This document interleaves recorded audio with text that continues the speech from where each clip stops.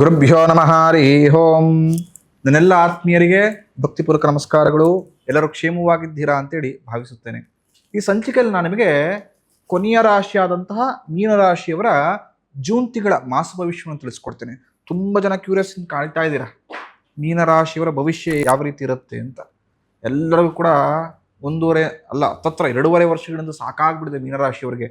ಸಾಲ, ಅನುಮಾನ, ಅವಮಾನಗಳು, ಮನಸ್ತಾಪಗಳು, ನಾನಾ ರೀತಿಯ ಜಂಜಾಟಗಳು ಹೇಗೆ ಅನ್ನಿಸ್ಬಿಟ್ಟಿದೆ ಅಂದರೆ ಜೀವನನೇ ಸಾಕಾಗ್ಬಿಟ್ಟಿದ್ಯಪ್ಪ ಅನ್ನಿಸ್ಬಿಟ್ಟಿದೆ. ಅನಿಸಿದೆ ತಾನೆ, 7.5 ನಡೀತಾ ಇದೆ ಅಂತ. ಎಷ್ಟೋ ಜನಕ್ಕೆ ₹1, ₹2 ಸಾಲ ಇದ್ದವರು ಕೋಟ್ಯಾಂತರ ರೂಪಾಯಿ ಸಾಲಗಳನ್ನು ಒತ್ಕೊಂಡ್ಬಿಟ್ಟಿದ್ದೀರಾ. ಎಷ್ಟೋ ಜನ ಅವಮಾನ, ಅನುಮಾನಗಳು, ಸ್ಟೇಷನ್ ಅಲ್ದಾಟ ಎಲ್ಲವೂ ಕೂಡ ನೋಡಿದ್ದೀರಾ. ನಿಮ್ಮವ್ರು ಯಾರು, ಆತ್ಮೀಯರು ಯಾರು, ಜೊತೆಗಿದ್ದು ಮೋಸ ಮಾಡತಕ್ಕಂಥವ್ರು ಯಾರು ಎಲ್ಲವೂ ಕೂಡ ತಿಳ್ಕೊಂಡಿದ್ದೀರಾ. ಆದರೆ ಈ ಮಾಸ ಲಕ್ಕಿಯ ಮಾಸ, ಅದೃಷ್ಟದ ತಿಂಗಳು. ಯಾಕೆ ಈ ರೀತಿ ಹೇಳ್ತಾ ಇದ್ದೀನಿ ಅಂತ ಹೇಳಿದ್ರೆ, ನಾವು ಹೇಳ್ತಿರ್ತೀವಿ ಹಳ್ಳಿ ಕಡೆ ಹೋದಾಗ ನಮ್ಮ ಜನ ಏನು ಕೇಳ್ತಾರೆ ಗೊತ್ತಾ, ಗುರುಗಳೇ ನಮ್ಮ ಜನ್ಮಜಾತಕದಲ್ಲಿ ಅಥವಾ ಈ ವರ್ಷ ಗೋಚಾರದಲ್ಲಿ ಶನಿ ಮತ್ತು ಗುರು ಚೆನ್ನಾಗಿರೋ ಒಂಚೂರು ನೋಡ್ಕೊಟ್ಬಿಡಿ ಬುದ್ಧಿ ಅಂತ ಹೇಳ್ತಿರ್ತಾರೆ. ಏನಕ್ಕಂದರೆ ಎಲ್ಲರಿಗೂ ಗೊತ್ತು, ಶನಿ ಮತ್ತು ಗುರು ಯಾರ ಜನ್ಮಜಾತಕದಲ್ಲಿ ಚೆನ್ನಾಗಿರ್ತಾರೋ ಅಥವಾ ಗೋಚಾರದಲ್ಲಿ ಚೆನ್ನಾಗಿರ್ತಾರೋ ಅವ್ರ ಜೀವನ ಸ್ವಲ್ಪ ಮಟ್ಟಿಗೆ ಸುಂದರವಾಗಿರುತ್ತೆ ಅಂತ. ಖಂಡಿತ ಈ ಮಾಸದಿಂದ ಗುರುಬಲ ಇರತಕ್ಕಂಥದ್ದು ಮೀನರಾಶಿಯವರಿಗೆ. ಪಂಚಮ ಸ್ಥಾನಕ್ಕೆ ಬರ್ತಾನೆ ಗುರು. ಅಭಿವೃದ್ಧಿನ ನೋಡ್ತೀರಾ, ಲಾಭವನ್ನು ನೋಡ್ತೀರಾ. ಪ್ರಮುಖವಾಗಿ ಹಣಕಾಸಿನ ಅರಿವು ತುಂಬ ಚೆನ್ನಾಗಾಗತ್ತೆ. ಇದನ್ನೇ ಎಕ್ಸ್ಪೆಕ್ಟೇಷನ್ ಮೀನರಾಶಿಯವರು ಇಟ್ಕೊಂಡಿದ್ದು. ಗುರುಬಲ ಬಂದಿದೆ ಕಣ್ರಿ. ಲಾಭ ಈ ಮಾಸ ಹೇಗೆ ನೋಡ್ತೀರಾ ಅಂದರೆ, ಈ ವರ್ಷದಲ್ಲಿ ಈ ಮಾಸದಷ್ಟು ನೋಡಿರತಕ್ಕಂಥ ಲಾಭ ಇನ್ಯಾವ ತಿಂಗಳು ನಾನು ನೋಡಿರಲಿಲ್ಲ. ಕಮಿಟ್ಮೆಂಟ್ ಫ್ರೀ ಆಗ್ತಾ ಇದ್ದೇನೆ, ನೆಮ್ಮದಿ ಸಿಗ್ತಾ ಇದೆ, ಆರೋಗ್ಯ ವೃದ್ಧಿ ಆಗ್ತಾ ಇದೆ. ಪ್ರತಿಯೊಬ್ಬರು ಕೂಡ ಈ ಮಾತನ್ನೇ ಬೆಳೆಸ್ತೀರಾ. ಶುಭ ಕಾದಿದೆ ನಿಮಗೆ ಈ ಮಾಸ. ಅಭಿವೃದ್ಧಿಗೆ ನಿಮಗೋಸ್ಕರ ವೆಯ್ಟ್ ಮಾಡ್ತಾ ಇದೆ. ಎಲ್ಲವನ್ನು ಕೂಡ ಧನಾತ್ಮಕವಾಗಿ ಬಾಚಿಕೊಳ್ಳಿ. ಜೂನ್ ತಿಂಗಳು ಮೀನರಾಶಿಯವ್ರಿಗೆ ಯಾವ ರೀತಿ ಇರುತ್ತಪ್ಪ ಅಂತ ನೋಡೋದಾದರೆ, ಸಂಪೂರ್ಣ ಮಾಸ ಸುಖದಿಂದ, ಶಾಂತಿಯಿಂದ, ಪ್ರಮುಖವಾಗಿ ನೆಮ್ಮದಿಯಿಂದಿರುವಂತಾಗ್ತದೆ. ಹಣಕಾಸಿನ ಅರಿವು ತುಂಬ ನಿಧಾನಕ್ಕೆ ಪಿಕಪ್ ಆಗಿ ತುಂಬ ಚೆನ್ನಾಗಿ ಮಾಸ ಅಂತ್ಯದಲ್ಲಿ ಅಂದರೆ ತಿಂಗಳ ಅಂತ್ಯದಲ್ಲಿ ಲಾಭ ನೋಡುವಂತಾಗ್ತದೆ. ಕೆಲಸಗಳು ನಿಧಾನವಾದರೂ ಕೂಡ ಸಕ್ಸಸ್ ಸಿಗುತ್ತೆ.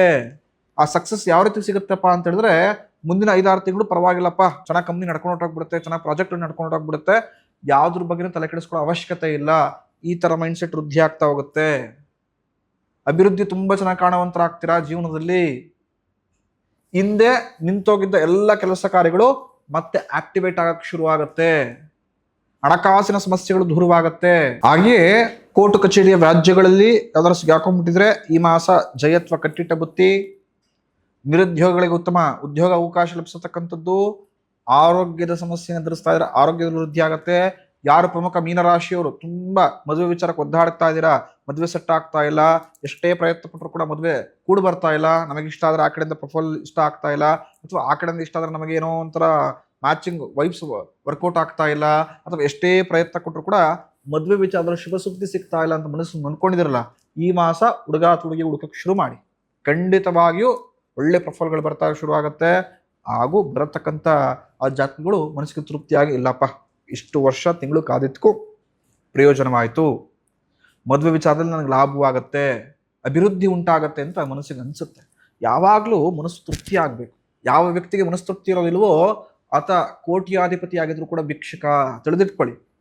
ನಾನು ತುಂಬ ಜನ ಕೇಳ್ತಾ ಇರ್ತೀನಿ, ಎಷ್ಟೋ ಜನ ನೋಡ್ತೀನಿ, ನಂತರ ಬರತಕ್ಕಂಥ ತುಂಬ ಜನ ಕೊಂಚ ಸಮಸ್ಯೆಲೇ ಇದ್ರೂ ಕೂಡ ತೃಪ್ತಿಕರ ನೆಮ್ಮದಿ ಜೀವನ ನಡೆಸ್ತಾ ಇರ್ತಾರೆ. ಹೇಳ್ತಾರೆ, ಗುರುಗಳೇ ನನಗೆ ಅರಮನೆ ಬೇಡ, ದೊಡ್ಡ ಬಂಗ್ಲೆ ಬೇಡ, ಏನು ಬೇಡ, ಭಗವಂತ ನನಗೆ ಏನು ಇಟ್ಟಿದ್ದಾನೆ ಇಷ್ಟಿದ್ರೆ ಸಾಕು. ಇಷ್ಟು ತುಂಬ ಜನ ನನ್ನ ಮಾತ್ರ ಬಾಯಿ ಬಿಟ್ಟು ಹೇಳಿದ್ದಾರೆ. ಇನ್ನು ಕೆಲವರು ಬರ್ತಾರೆ, ಕೋಟ್ಯಾಂತರ ರೂಪಾಯಿ ಇರುತ್ತೆ, ಆದರೂ ಕೂಡ ಭಗವಂತ ಎಲ್ಲ ಕೊಟ್ಟಿದ್ದಾನೆ, ನೆಮ್ಮದಿ ಕಿತ್ಕೊಂಡಿದ್ದಾನೆ ಅಂತ ಹೇಳ್ತಾರೆ. ನೋಡಿ, ಭಗವಂತ ಎಲ್ಲರಿಗೂ ಎಲ್ಲದನ್ನು ಕೊಡ್ತಾನೆ. ಅದನ್ನು ನಾವು ಯಾವ ರೀತಿ ಸದುಪಯೋಗ ಪಡಿಸ್ಕೊಳ್ತೀವಿ, ಯಾವ ರೀತಿ ನಾವು ಅಕ್ಸೆಪ್ಟ್ ಮಾಡಿಕೊಂಡು ಕಷ್ಟ ಬಿದ್ದು ಶ್ರದ್ಧೆಯಿಂದ ಕೆಲಸ ಮಾಡ್ತೀವಿ, ಆ ಥರ ನಮ್ಮ ಜೀವನ ನಿರ್ಧಾರವಾಗುತ್ತೆ. ಭಗವಂತ ಮೀನರಾಶಿಯವರಿಗೆ ಆ ಅವಕಾಶವನ್ನು ಈ ಮಾಸ ಕರುಣಿಸ್ಕೊಟ್ಟಿದ್ದಾನೆ. ಯಾಕೆ ಇದನ್ನು ಒತ್ತಿ ಒತ್ತಿ ಹೇಳ್ತಾ ಇದ್ದೀನಿ ಕೆಲಸ ಕಾರ್ಯ ವಿಚಾರದಲ್ಲಿ ಅಂತ ಹೇಳಿದ್ರೆ, ಅದೃಷ್ಟದ ಬಾಗಿಲು ಈ ಮಾಸ ತೆರೆದಿದೆ ಮೀನರಾಶಿಯವರಿಗೆ. ಎಷ್ಟು ಕಷ್ಟ ಬಿದ್ದು ಕೆಲಸ ಮಾಡ್ತಿರೋ, ಎಷ್ಟು ಶ್ರದ್ಧೆಯಿಂದ ಕೆಲಸ ಮಾಡ್ತಿರೋ, ಅಷ್ಟು ಲಾಭ, ಅಷ್ಟು ಶ್ರೇಯಸ್ಸು, ಅಷ್ಟು ನಿಮ್ಮ ಕೀರ್ತಿ ಈ ಮಾಸ ಬೆಳೆಯುತ್ತೆ. ಕರೆಕ್ಟಾಗಿ ಸದುಪಯೋಗ ಪಡಿಸ್ಕೊಳ್ಳಿ. ಆಟೋಮೆಟಿಕ್ಲಿ ಹಿಂದೆ ಮಾಡಿರ್ತಕ್ಕಂಥ ಒಂದಷ್ಟು ಸಾಲವನ್ನು ತೀರಿಸ್ಕೊಳ್ಳೋಕ್ಕೆ ದಾರಿ ಕೂಡ ಸಿಗುತ್ತೆ. ಮೇನ್ ಪಾಯಿಂಟ್ ಮೀನರಾಶಿಯವರಿಗೆ. ತುಂಬ ಜನ ಸಾಲದಲ್ಲಿ ಸಿಗಾಕೊಂಡ್ಬಿಟ್ಟಿದ್ದೀರಿ.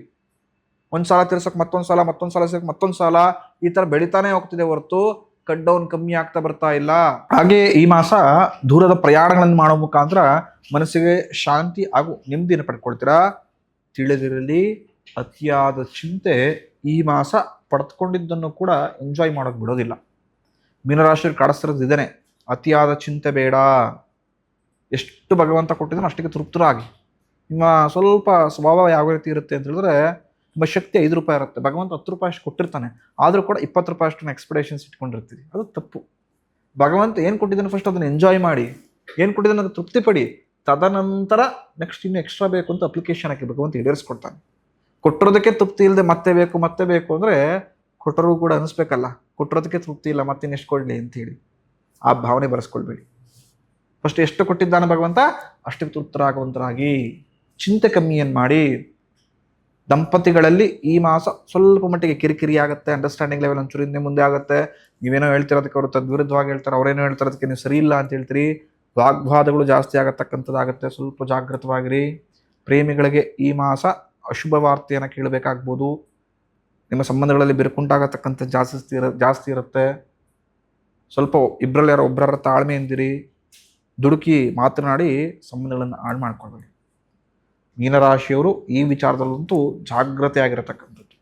ನಿಮ್ಮ ಗುಪ್ತ ವಿಚಾರಗಳು ನಿಮ್ಮ ಎಡವಟ್ಟಿನಿಂದ ಈ ಮಾಸ ಬಹಿರಂಗಗೊಳ್ಳುತ್ತೆ. ಕೆಲವರಿಗಂತೂ ಶತಸಿದ್ಧ. ಯಾರಿಗೊಂದರಾದರೂ ವ್ಯವಹರಿಸ್ಬೇಕಾದ್ರೆ ಅಥವಾ ಯಾರಿಗಾದ್ರೂ ಏನಾದ್ರು ಕಮ್ಯುನಿಕೇಷನ್ ಮಾಡಬೇಕಾದ್ರೆ ಜಾಗೃತವಾಗಿರಿ. ಏನನ್ನೋ ಕಮ್ಯುನಿಕೇಷನ್ ಮಾಡೋಕೆ ಹೋಗಿ ಅವ್ರನ್ನ ಮೆಚ್ಚಿಸ್ಬೇಕು ಅಂತ ನಿಮ್ಮ ವೀಕ್ನೆಸ್ನ ಅವ್ರ ಕೈ ಕೊಡಕ್ಕೆ ಮಾಡಬೇಡಿ. ಅತಿಯಾದ ವಿನಯ, ಅತಿಯಾದ ಏನೋ ತೋರ್ಬಳಿಕೆ ಸಂಕಷ್ಟವನ್ನು ಒಂದಲ್ಲ ಒಂದಿನ ತಂದುಕೊಡುತ್ತೆ. ಆ ದೊಡ್ಡ ತಪ್ಪನ್ನು ಮೀನರಾಶಿಯವ್ರು ಯಾವುದೇ ಕಾರಣಕ್ಕೂ ಈ ಮಾಸ ಮಾಡತಕ್ಕಂಥದ್ದಾಗಬೇಡಿ. ಸ್ವಲ್ಪ ಸೀಕ್ರೆಟ್ ಮೇಂಟೈನ್ ಮಾಡಿ. ಎಷ್ಟೇ ಆತ್ಮೀಯರಾಗಿದ್ರೂ ಯಾವುದನ್ನು ನೀಡಬೇಕು, ಎಷ್ಟನ್ನು ನೀಡಬೇಕು ಅಷ್ಟೇ ಹೇಳತಕ್ಕಂಥದ್ದು. ಅತಿಯಾದ ಆತ್ಮೀಯತೆಯು ಕೂಡ ಒಂದಿನ ಸಂಕಷ್ಟ ಕೊಟ್ಬಿಡುತ್ತೆ. ಮೀನರಾಶಿಯವ್ರ ತಪ್ಪೇನು ಗೊತ್ತಾ, ಇವತ್ತರ ಸ್ವಲ್ಪ ಕ್ಲೋಸ್ ಆಗಿದ ತಕ್ಷಣ ನೀವೇನು ಮಾಡಿಬಿಡ್ತೀರಾ, ಪಟ್ಟಂತ ನೀವೆಲ್ಲ ಮನಸ್ಸಲ್ಲಿರೋದನ್ನೆಲ್ಲ ಹೇಳ್ತಾ ಬರೋಕ್ಕೆ ಶುರು ಹಾಕ್ಬಿಡ್ತೀರ, ಆ ಥರ ಎಲ್ಲ ವ್ಯಕ್ತಪಡಿಸ್ಬಿಡ್ತೀರ. ಅದನ್ನು ಮಾಡಬೇಡಿ. ಯಾವ ವ್ಯಕ್ತಿಗೆ ಎಷ್ಟು ಹೇಳಬೇಕೋ, ವ್ಯಕ್ತಿಗೆ ಎಷ್ಟು ಕಮ್ಯುನಿಕೇಷನ್ ಮಾಡಬೇಕು ಅಷ್ಟೇ ಕಮ್ಯುನಿಕೇಷನ್ ಮಾಡಬೇಕು. ಎಲ್ಲರೂ ನಿಮ್ಮವರೇ, ಎಲ್ಲರೂ ಕಷ್ಟ ಸುಖ ಆಗೋವರೇ, ಎಲ್ಲರೂ ಜೊತೆಗಿದ್ದವರೇ, ಖಂಡಿತ ಒಪ್ಕೊಳ್ಳೋಣ. ಆದರೆ ನಿಮ್ಮ ಸೀಕ್ರೆಟ್ಸ್ಗಳನ್ನು ಯಾವುದೇ ಕಾರಣಕ್ಕೆ ಯಾವ ಥರ ಬಿಟ್ಕೊಡ್ಬಿಡಿ. ಅದು ನಿಮ್ಮ ಬಳಿ ಸೇಫ್ ಆಗಿದ್ದಷ್ಟು ನಿಮಗೆ ಲಾಭ ಜಾಸ್ತಿ, ಇಲ್ಲದಿದ್ದರೆ ಖಂಡಿತ ದೊಡ್ಡ ಕಪ್ಪು ಚುಕ್ಕಿ ನಿಮ್ಮ ಮೇಲೆ ಖಂಡಿತ ಬೀಳುತ್ತೆ. ಆ ದೊಡ್ಡ ತಪ್ಪನ್ನ ಯಾವುದೇ ಕಾರಣಕ್ಕೂ ಮಾಡಿಕೊಳ್ಳತಕ್ಕಂಥದ್ದು ಬೇಡ. ಈ ಮಾಸ ಮೀನರಾಶಿಯವರಿಗೆ ವಾಹನಗಳಿಂದ ತೊಂದರೆ ಇದೆ. ಅತಿಯಾಗಿ ವೇಗವಾಗಿ ಓಡಿಸತಕ್ಕಂಥದ್ದು ಬೇಡ. ತುಂಬ ಟಯರ್ಡ್ ಆಗಿದ್ದು ಆದರೂ ನಾನು ಟ್ರಾವೆಲ್ ಮಾಡಬೇಕು, ದೂರವಾಗಿ ಹೋಗಬೇಕು ಅಂದರೆ ದಯವಿಟ್ಟು ಬೇಡ. ಡ್ರೈವರೋ ಮತ್ತೊಂದು ಏನೋ ಇಟ್ಕೊಂಡು ಹೋಗಿ, ಸ್ನೇಹಿತರನ್ನ ಕರ್ಕೊಂಡು ನೀವು ಟ್ರಾವೆಲ್ ಮಾಡತಕ್ಕಂಥದ್ದು ಹೋಗ್ಬೇಕಾದ್ರೆ ತುಂಬ ಹುಷಾರು. ತುಂಬ ಲಾಂಗ್ ಜರ್ನಿ ಹೇಳಿದ್ರೆ ನೀವೇ ಡ್ರೈವ್ ಮಾಡಬೇಡಿ. ಯಾರಿಗಾರ ಡ್ರೈವಿಂಗ್ಗೆ ಕರ್ಕೊಂಡೋಗಿ ಹೋಗತಕ್ಕಂಥವ್ರಾಗಿ. ಪ್ರವಾಸ ಹೋಗೋಕ್ಕಿಂತ ಮುಂಚೆ, ದೂರದ ಪ್ರಯಾಣ ಮಾಡೋಕ್ಕಿಂತ ಮುಂಚೆ ಗಣಪತಿಯನ್ನು ಕುಲದೇವರ ಆರಾಧನೆ ಮಾಡ್ಕೊಂಡೋಗಿ. ಇಲ್ಲದಿದ್ದರೆ ಸಂಪೂರ್ಣ ಪ್ರಯಾಣ ಸ್ವಲ್ಪ ಸಂಕಷ್ಟದಿಂದ, ಸ್ವಲ್ಪ ಹಿಂದೆ ಮುಂದೆ ಹಾಕೊಂಡು ಏನೋ ಒಂಥರ ಸಮಸ್ಯೆಗಳನ್ನು ಜಾಸ್ತಿ ಎದುರಿಸಬೇಕಾಗ್ತದೆ. ಈ ಮಾಸ ಮೀನರಾಶಿಯವರು ಗುರು ರಾಘವೇಂದ್ರ ಸ್ವಾಮಿ ಆರಾಧನೆ ಮಾಡಿ.